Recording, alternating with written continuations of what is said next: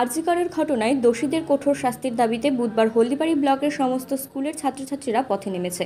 সেই মিছিলকে সংহতি জানিয়ে ছাত্র সংগঠন এআইডিএসও ব্লক কমিটির সম্পাদক রেজ্জাক সরকার বলেন, আমরা ছাত্র সংগঠন এআইডিএসের পক্ষ থেকে হলদিবাড়ি ব্লক কমিটির পক্ষ থেকে আজকের যে ছাত্র মিছিল এবং হলদিবাড়ির সমস্ত স্তরের ছাত্র সমাজ যেভাবে প্রতিবাদে গর্জে উঠেছে তাদের সকলকে আমার সংগ্রামী অভিনন্দন জানাই।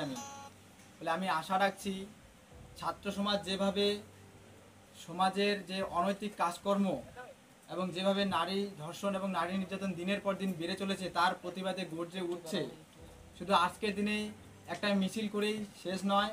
ফলে আমাদের লক্ষ্য রাখতে হবে সমাজের যে কোনো অন্যায়ের প্রতিবাদে, শুধু নারী ধর্ষণ নয়, শিক্ষা সহ যত অন্যায় আছে তার প্রতিবাদে হলদিবাড়ির সমস্ত ছাত্র সমাজকে এগিয়ে আসার আহ্বান রাখছি এবং এর বিরুদ্ধে এর প্রতিবাদে আরজি করের যে ঘটনা তার দোষীদের ফাঁসির দাবিতে এবং মহিলা নিরাপত্তা সুনিশ্চিত করার দাবিতে আগামী দিনে আমরা বৃহত্তর আন্দোলনের দিকে যাচ্ছি এবং ছাত্র সমাজকে আহ্বান করব।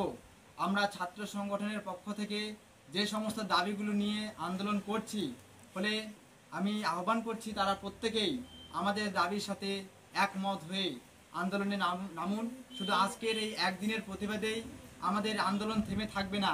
আমি চাই হলদিবাড়ির ছাত্র সমাজ যেভাবে গর্জে উঠেছে তারা আগামী দিনে আরও বেশি সংখ্যায় এবং আরও জোরালো দাবি নিয়ে তারা আন্দোলনে সামিল হবে, এই আহ্বান রাখছি।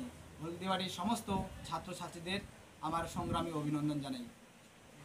আমি রেজ্জাক সরকার, এআইডিএসও হলদিবাড়ি ব্লক কমিটির সম্পাদক।